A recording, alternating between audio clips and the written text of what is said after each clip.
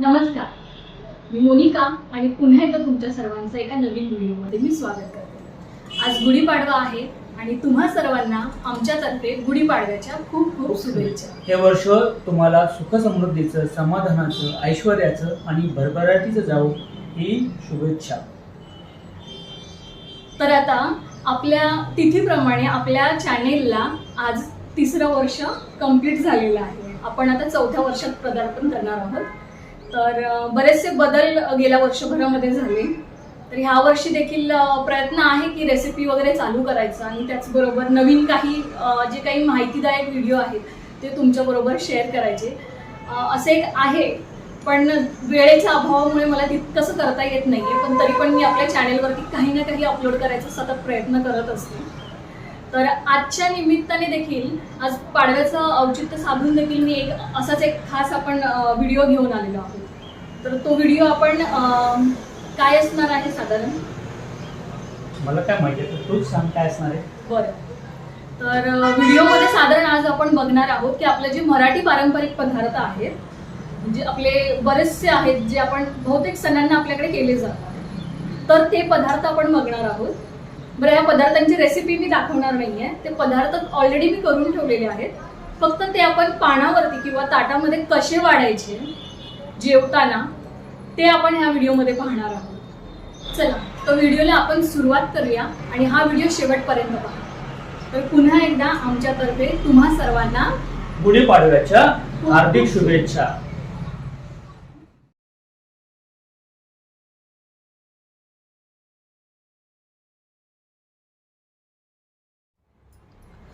हे मी पहिल्यांदा केळीचं पान घेतलंय सगळ्यात पहिलं, आणि मांडताना हे स्वच्छ धुवायचं, पुसायचं आणि मग हे मांडायचं। शक्यतो आपण पाटावरती जेवण करतो। आपल्या महाराष्ट्रीयन पद्धतीमध्ये किंवा हिंदू धर्मामध्ये पाटावरती जेवण ठेवलं जातं, त्यामुळे मी हे केळीचं पान पाटावरती ठेवलेलं आहे। आता एक लक्षात घ्यायचं, ताट असेल किंवा केळीचं पान असेल, आपली ही आहे ती डावी बाजू, म्हणजे ज्या आपण दिशेने जेवणार आहे, ज्या आपला हात ज्या डाव्या बाजूला असेल ती आपली डावी बाजू असते ताटाची किंवा पानाची, आणि ही बाजू असते उजवी बाजू। तर आता आपण सगळ्यात पहिलं मीठ ठेवायचं। मीठ अगदी थोडं वाढायचं आणि ते डाव्या बाजूला वरच्या साईडला मांडायचं। मीठ ठेवल्यानंतर लिंबूची फोड ठेवायची। त्यानंतर तळलेली मिरची आहे, सांडगी मिरची बोलतात, ती ठेवायची। त्यानंतर पापड इथे ठेवून द्यायचा। पापड ठेवल्यानंतर जे काही आपल्या चटण्या असतील ते ठेवायच्या। तर मी इथे शेंगदाण्याची चटणी आहे ती ठेवते।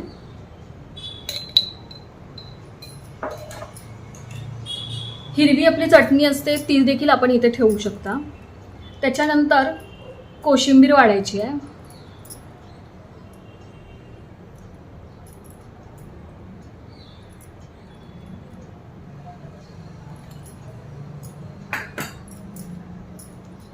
लोणचं ठेवायचं आहे, म्हणजे ह्या साईडला जे पदार्थ ठेवले जातात डाव्या बाजूला हे शक्यतो कमी खायचे असतात, म्हणून हे आपण डाव्या बाजूला ठेवतो। डाव्या बाजूला आपला हात जेवताना जास्त जात नाही, त्यामुळे हे सगळे डाव्या बाजूला पदार्थ वाढायचे असतात। त्यानंतर इथे मध्यभागी भात ठेवायचा आणि भातावरती हे वरण टाकायचं। आता हे साधं वरण केलेलं आहे मी, तुम्ही फोडणीचं वरण केलं असेल तर तेही टाकू शकता। त्यानंतर त्याच्यावरती साजूक तुपाची धार।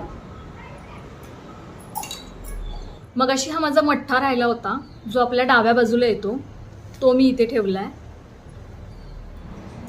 अळूवडी आहे ती ठेवते मी, आणि भजी आणि अळूवडी हे देखील डाव्या साईडला वाढायचे असतात, हे आपण जास्त प्रमाणात खात नाही।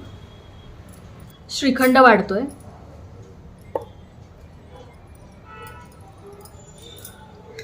आमरस ठेवतोय आपण। भाजी आहे ती ठेवली आहे मी ह्या साईडला. उजव्या बाजूला ठेवायची आपल्याला भाजी.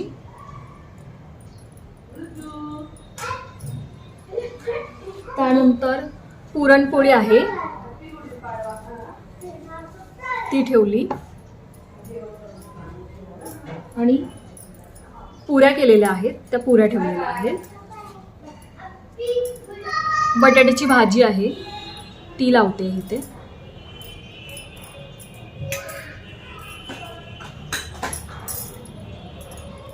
त्यावरती थोडंसं ओलं खोबरं टाकायचं आणि कोथिंबीर. त्यानंतर ह्या मधल्या भागामध्ये मसाले भात आहे तो टाकूया.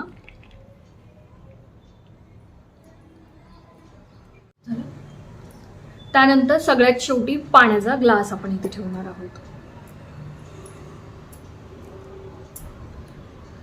तर आता अशा पद्धतीने हे आपलं नैवेद्याचं ताट पण म्हणू शकता. हे नैवेद्यासाठी पण तुम्ही दाखवू शकता आणि त्याचबरोबर आपण जेवणासाठी पण हे वापरू शकतो. आता काही जणांकडे कांदा लसूण हे वापरत नाहीत, पण मी भाजीमध्ये कांदा लसूण वापरलेला आहे.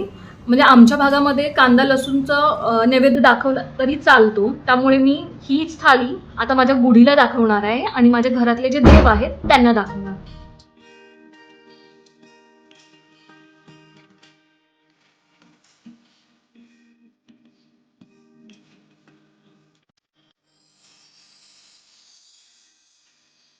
वदनी कवल घेता नाम घ्या श्री हरीचे, सहजवन होते नाम घेता फुकाचे.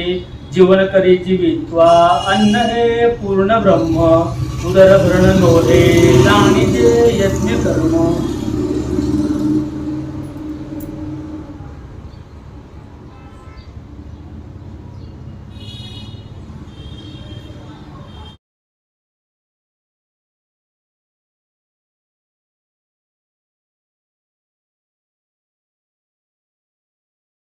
व्हिडिओ तुम्हाला कसा वाटला हे मला कमेंटद्वारे सांगायला विसरू नका. आणि जर आमच्या चॅनेलला सबस्क्राईब केलं नसेल तर प्लीज लवकर सबस्क्राईब करा आणि हा व्हिडिओ तुमच्या मित्रपरिवाराबरोबर शेअर करायला विसरू नका. आणि आजचा हा व्हिडिओ पाहिल्याबद्दल खूप खूप धन्यवाद.